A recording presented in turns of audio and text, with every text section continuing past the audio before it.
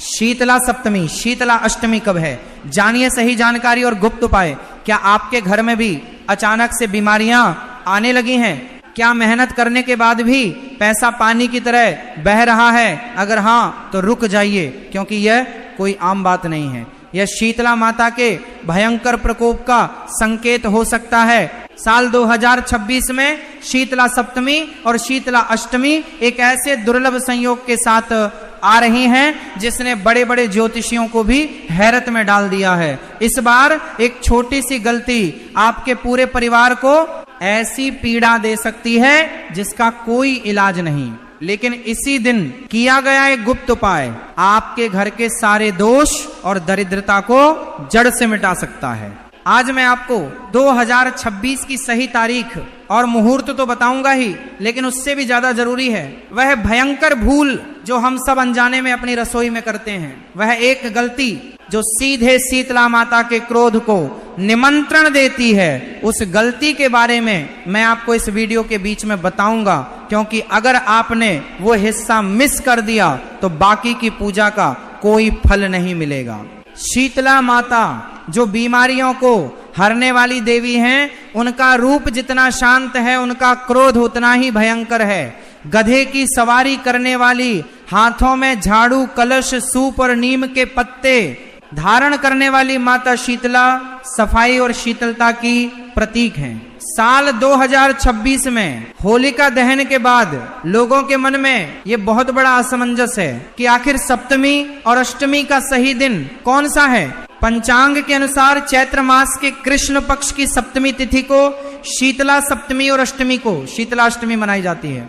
साल 2026 में शीतला सप्तमी का पर्व 10 मार्च को मनाया जाएगा और शीतला अष्टमी 11 मार्च को मनाई जाएगी। आपको अपने कुल की परंपरा के अनुसार सप्तमी या अष्टमी के दिन माता की पूजा करनी है। कुछ लोग सोमवार और शुक्रवार के दिन भी यह पूजा करते हैं। ये भी इस समय पूजा करने के दिन ये भी यह पूजा करते हैं कि भी इस समय पूजा करने के दिन। लेकिन तारीख से ज्यादा महत्वपूर्ण है वह नियम जो इस दिन तोड़ा नहीं जा सकता। इस दिन घर में चूल्हा नहीं जलता। जी हाँ, बिल्कुल सही सुना आपने। इस दिन घर में आग जलाना सबसे बड़ा पाप माना गया है। जो भी इंसान इस दिन घर में आग जलाता है उसके घर में कलह और बीमारियों की आग लग जाती है। इसीलिए इस दिन बासोड़ा मनाया जाता है, यानी बासी भोजन का भोग। माता को ठंडा खाना पसंद है। एक दिन पहले ही सारा भोजन बना लिया जाता है। मीठे चावल, राबड़ी, पुए और चने की दाल, यह सब रात को ही बनाकर रख लिया जाता है और अगले दिन सुबह उठकर बिना नहाए सबसे पहले बासी भोजन माता को अर्पित किया जाता है। अब मैं आपको एक ऐसी रहस्यमय कथा सुनाने जा रहा हूं जिसे सुने बिना शीतला माता की पूजा कभी पूरी नहीं होती। बहुत समय पहले की बात है, एक गांव में एक बुढ़िया रहती थी। वह माता की बहुत बड़ी भक्त थी। एक बार शीतला सप्तमी के दिन पूरे गांव में किसी ने भी माता की पूजा नहीं की। सबने अपने घरों में गर्मा गर्म खाना बनाया। सिर्फ उस एक बुढ़िया ने नियम का पालन किया और माता के लिए बासी भोजन बनाया। उसी रात माता शीतला एक साधारण बुढ़िया का रूप धारण करके गांव में आई। माता के पूरे शरीर पर फोड़े और फुंसियां थीं और उन्हें बहुत तेज जलन हो रही थी। माता ने गांव वालों से मदद मांगी, लेकिन किसी ने उनकी तरफ ध्यान नहीं दिया। तभी वह बुढ़िया वहां आई। उसने माता की पीड़ा देखी और उन्हें अपने घर ले गई। बुढ़िया ने माता को ठंडा जल दिया और वही बासी भोजन खाने को दिया। माता का शरीर शीतल हो गया और उनकी सारी पीड़ा दूर हो गई। माता ने प्रसन्न होकर उसे आशीर्वाद दिया और उसी रात पूरे गांव में भयंकर आग लग गई। सब कुछ जलकर राख हो गया, सिर्फ उस बुढ़िया का घर सुरक्षित था। जब गांव वालों ने ये चमत्कार देखा तो उन्हें अपनी गलती का एहसास हुआ। उन्होंने माता से क्षमा मांगी और तब से हर साल शीतला सप्तमी और अष्टमी का व्रत पूरे नियम से मनाया जाने लगा। ये कथा हमें बताती है कि माता को कभी भी गर्म चीजों का भोग नहीं लगाना चाहिए। अगर आप माता को गर्म भोजन अर्पित करते हैं तो इसका सीधा मतलब है कि आप उन्हें कष्ट दे रहे हैं, और जो इंसान माता को कष्ट देता है उसका विनाश निश्चित है। अब आते हैं उस रहस्य पर जिसके बारे में मैंने शुरुआत में बात की थी, रसोई की वह भयंकर गलती। बहुत से लोग पूजा के दिन तो चूल्हा नहीं जलाते, लेकिन रात को सोने से पहले गैस या चूल्हे की सफाई करना भूल जाते हैं। रात को जब आप खाना बना लें तो उसके बाद चूल्हे को पूरी तरह से ठंडा होने दें, फिर उसे पानी से अच्छे से धोकर साफ करें और उस पर हल्दी और कुमकुम का टीका लगाएं। चूल्हे को प्रणाम करके ही सोएं। अगर आपने गंदा चूल्हा छोड़ दिया या उस पर कोई गर्म बर्तन रखा छोड़ दिया तो ये माता का सबसे बड़ा अपमान है। ऐसा करने से घर में नकारात्मक ऊर्जा और दरिद्रता का वास होता है। चूल्हे को साक्षात अग्निदेव का रूप माना गया है और माता शीतला की रात से पहले उसे शांत करना और सम्मान देना बेहद जरूरी है। क्या आपके घर में बिना बात के झगड़े होते हैं? क्या आपके बच्चे बार बार बीमार पड़ते हैं? अगर हाँ, तो ये संकेत है कि आपके घर का वास्तु और ऊर्जा दूषित हो चुकी है और इसे ठीक करने का सबसे शक्तिशाली समय शीतला सप्तमी और अष्टमी की रात ही है। अब मैं आपको वह गुप्त उपाय बताने जा रहा हूं जो साल 2026 की इस खास रात को आपको करना है। ये उपाय इतनी तेजी से असर करता है कि आपके घर की सारी बीमारियां और आर्थिक तंगी हमेशा के लिए खत्म हो जाएंगी। सप्तमी या अष्टमी जिस भी दिन आप पूजा करते हैं उससे ठीक एक रात पहले जब सब लोग सो जाएं तब आपको एक तांबे का लोटा लेना है। उस लोटे में शुद्ध जल भरें, उसमें थोड़े से नीम के पत्ते, एक चुटकी हल्दी और एक सिक्का डाल दें। अब इस लोटे को अपने घर के मुख्य दरवाजे के पास अंदर की तरफ रख दें। रात भर उस जल को वहीं रखा रहने दें। माता शीतला जब रात में भ्रमण पर निकलती हैं तो ये जल उनकी ऊर्जा को आकर्षित करता है। जल अपने आप में ऊर्जा को सोखने का सबसे बड़ा माध्यम है। तांबे का लोटा उस जल की शक्ति को कई गुना बढ़ा देता है और नीम के पत्ते उस जल को अमृत के समान पवित्र कर देते हैं। अगले दिन सुबह उठकर सबसे पहले उस जल को अपने पूरे घर में छिड़क दें, रसोई में, कमरों में और तिजोरी के पास। ये कोई साधारण जल नहीं है, ये रात भर में माता के आशीर्वाद से अमृत बन चुका है। इसके छिड़काव से घर की सारी नकारात्मक ऊर्जा, सारे दोष और हर तरह की बीमारियां घर से बाहर निकल जाती हैं। जो सिक्का आपने लोटे में डाला था उसे निकालकर साफ कर लें और उसे अपनी तिजोरी या पर्स में रख लें। यह सिक्का चुंबक की तरह पैसे को आपकी तरफ खींचेगा और जो नीम के पत्ते बच जाएं उन्हें किसी बहते हुए साफ पानी में प्रवाहित कर दें या किसी पेड़ की जड़ में डाल दें। शीतला माता की पूजा सिर्फ एक धार्मिक मान्यता नहीं है, बल्कि इसके पीछे बहुत गहरा विज्ञान भी छिपा है। चैत्र का महीना वह समय होता है जब सर्दियां जा रही होती हैं और गर्मियां दस्तक दे रही होती हैं। मौसम के इस बदलाव के कारण शरीर में कई तरह के संक्रमण और बीमारियां होने का खतरा सबसे ज्यादा होता है। चेचक, खसरा और त्वचा के रोग इसी मौसम में सबसे ज्यादा फैलते हैं। माता शीतला की पूजा और बासी ठंडा भोजन खाने का नियम इसी मौसम से हमें बचाने के लिए बनाया गया था।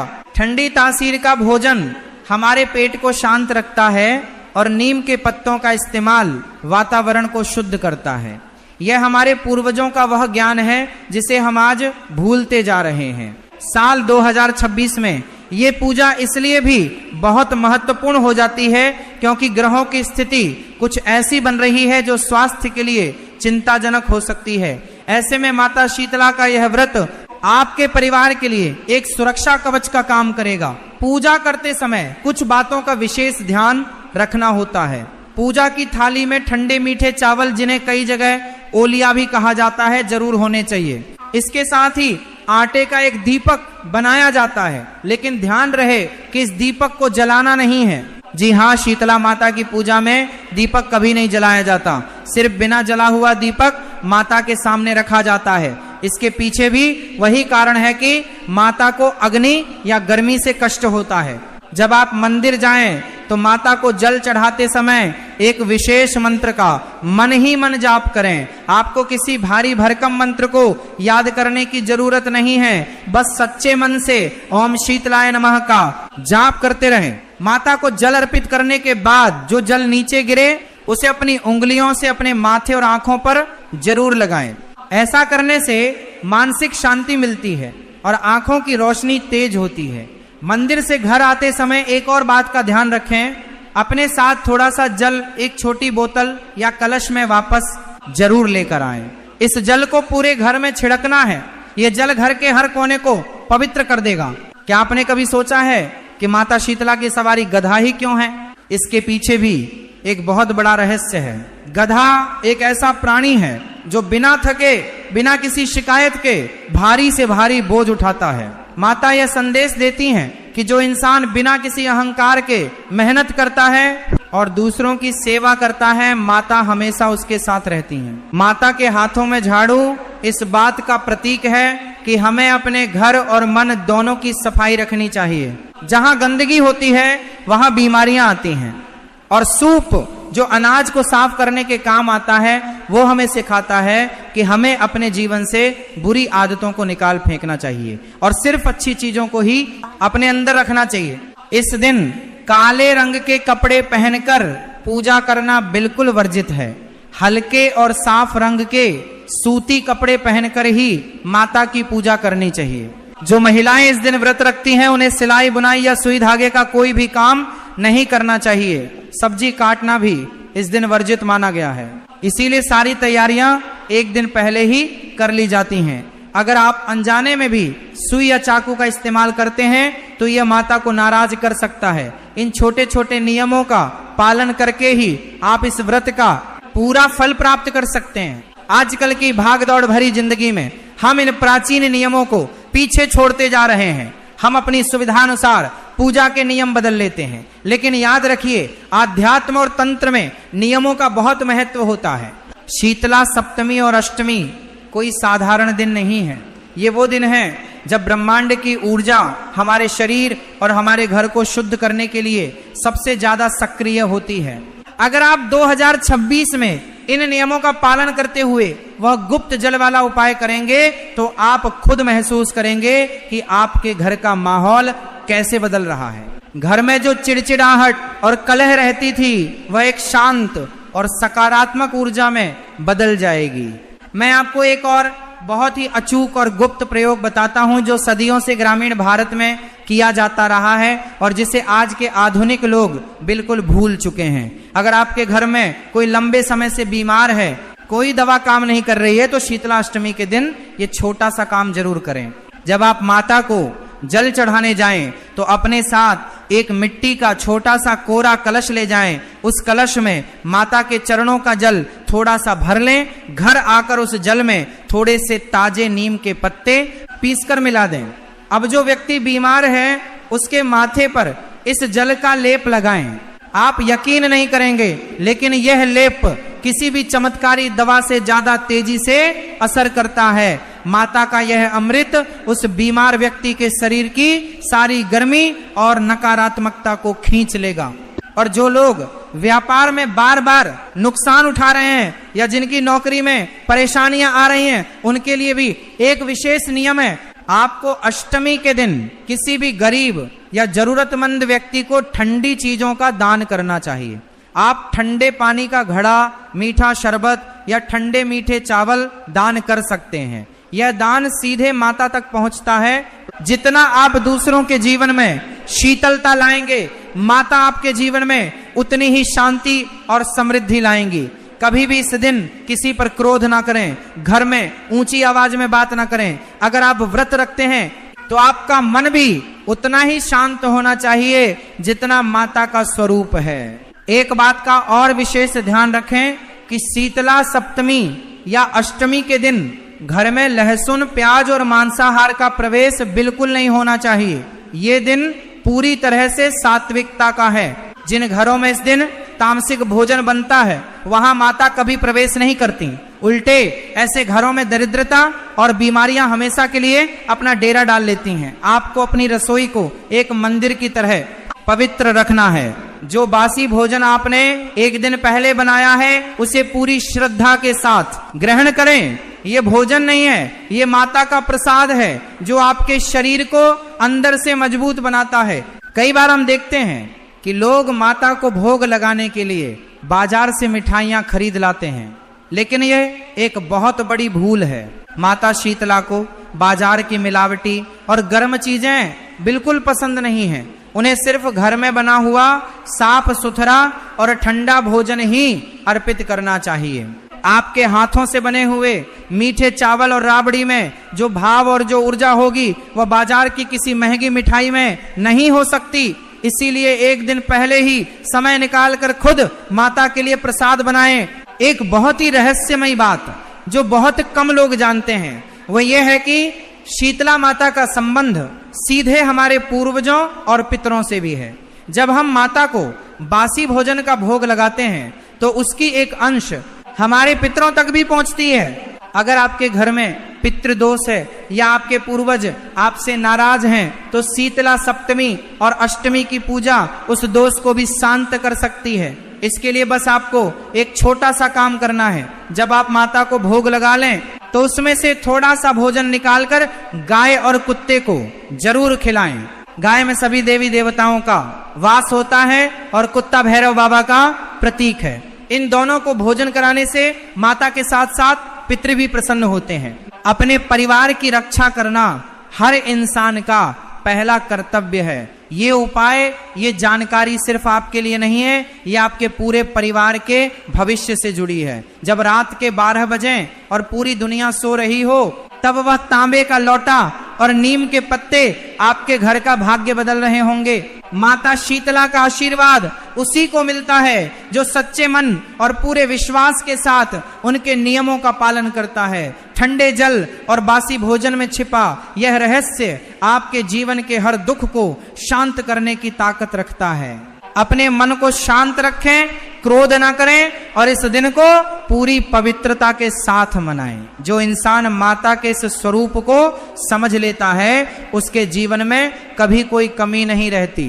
अब आपको तय करना है कि आप 2026 की इस शीतला सप्तमी और अष्टमी को एक साधारण दिन की तरह बिताना चाहते हैं या फिर उन गुप्त उपायों को करके अपने जीवन को हमेशा के लिए बदलना चाहते हैं। माता शीतला की कृपा आप सब पर बनी रहे और आपके घर में हमेशा शीतलता, सुख और शांति का वास हो। पहले स्नान कराएंगे जैसे हमने बाकी स्थान पर शीतला माता के स्वरूप को स्नान कराया था, वैसे ही जो लूणी घी युक्त हमारा लोटे में जल है उससे शीतला को स्नान कराइए। स्नान कराने के बाद आप शीतला माता को तिलक करेंगे।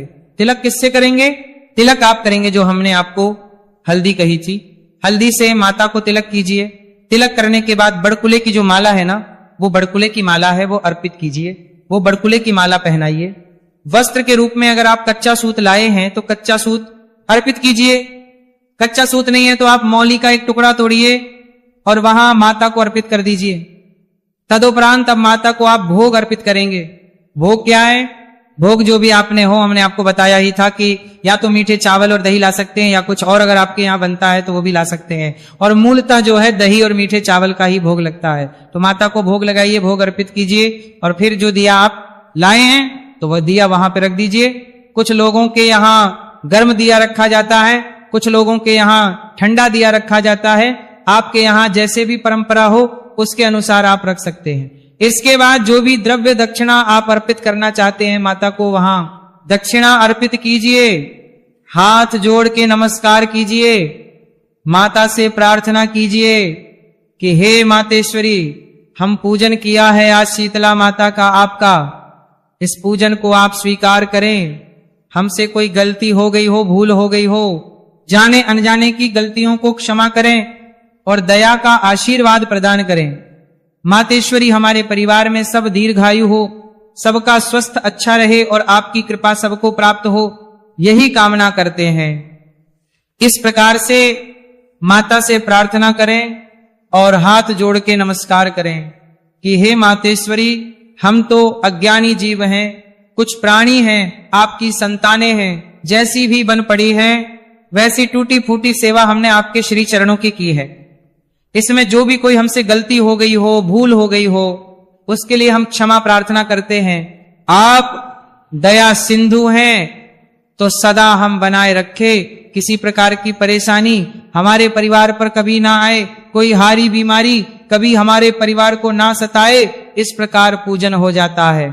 इसके बाद माता की परिक्रमा कर लीजिए। कुछ लोगों के यहाँ पर इसी के साथ में मायके की शीतला भी पूजी जाती है, तो जहां आपने शीतला माता की पूजा की है उसके बगल में ही एक स्थान पर आप अपने मायके की ओर मुख करके मायके की शीतला का पूजन कर सकते हैं। जिस दिशा में आपका मायका है, मम्मी का घर है, आपके माता पिता का घर है, उस ओर आप मुख करके और आप शीतला माता का पूजन कीजिएगा। वहां चाहे पत्थर रख के करें या एक स्थान को वैसे ही साफ करके जल के छींटे देके और आपके जो मायके की शीतला है उसको अर्पित करें कि हे मातेश्वरी, मेरे मायके में जो भी मेरे भाई भतीजे हैं सब सदा स्वस्थ रहे और दीर्घायु हो। ये पूजन करने के बाद फिर खजाना बोया जाता है। मंदिर के आसपास, मंदिर के प्रांगण में जहां भी कोई ऐसा स्थान हो, कच्ची मिट्टी आदि हो ना, उसको थोड़ा सा हटा लीजिए, थोड़ा सा गड्ढा सा बना लीजिए, उसमें जो आप बाजरा लाए थे ना वो बाजरा उसमें बो दीजिए, थोड़े से जल के छींटे दे दीजिए।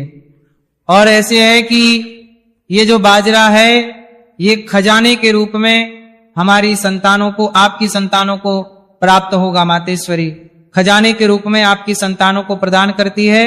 और कुछ प्रांतों में खजाना बोया जाता है। मैंने एक सिक्का लाने को आपको बोला था ना, तो थोड़ा सा बाजरा और वो सिक्का मिट्टी के अंदर दबा दिया जाता है और माता से प्रार्थना की जाती है कि हे मातेश्वरी, ये खजाना हमारी संतानों को प्राप्त हो और इससे वो सदा प्रसन्न रहे, खुशहाल रहे, कभी उनके घर में धन की कमी ना आए। इस प्रकार से ये खजाना जाता है। खजाना बोने के बाद थोड़ा सा विश्राम लेके और फिर आप अपने घर को आ जाए। घर को जब आएंगे ना तो जो लोटा आप लेके गए थे ना जल का, उसमें थोड़ा सा जल बचा के लाइएगा। वो सारा जल जो है वो माता को अर्पित नहीं कर देना है, थोड़ा सा जल उसमें से बचा लीजिएगा। जो बचा हुआ जल आएगा उस जल का पहले आप घर में आके सभी पूरे घर में छिड़काव कीजिएगा। ये पवित्र जल है, ये हारी बीमारियों से आपके घर की रक्षा करेगा। आपके घर में यदि कोई नकारात्मक ऊर्जा आदि का प्रभाव होगा वहां हो जाएगा और इस प्रकार आपका घर माता के आशीर्वाद से सुरक्षित होगा। इस प्रकार से आपने ये जल छिड़कना है। जल आदि छिड़कने के बाद फिर जो आपके पारिवारिक जन है ना, उनको आप जो भी आहार देंगे, नाश्ता देते हैं, जो भी देते हैं, तो पहले थोड़ा थोड़ा माता का प्रसाद दीजिए, प्रयास कीजिए। यदि सभी लोग नाश्ते में, तो कम से कम जो रात्रि का बनाया हुआ वासा भोजन है उसी को करें, उसके बाद ताजा कर लें। अगर इतना भी ना कर पाए तो थोड़ा थोड़ा प्रसाद सबको पहले अवश्य दीजिएगा। शीतला माता के पूजन का जो रात्रि का वासा बना हुआ और उसके बाद जो भी वो खाना चाहे उसके अनुसार आप बना दीजिएगा। इस प्रकार से आपने ये पूजन करना है। पर ऐसे मनाया जाता है बसोड़ा, बसेड़ा या शीतला पूजन। अब प्रश्न उठता है कि शीतला पूजन इस वर्ष है, कब करना, कब है?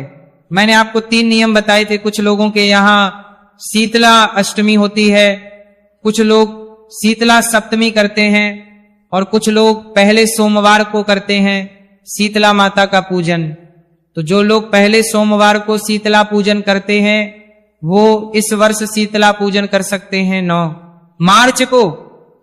मार्च को होली के बाद का पहला सोमवार पड़ेगा, क्योंकि होली जो है, होली का दहन 2 तारीख सोमवार को ही रहेगा।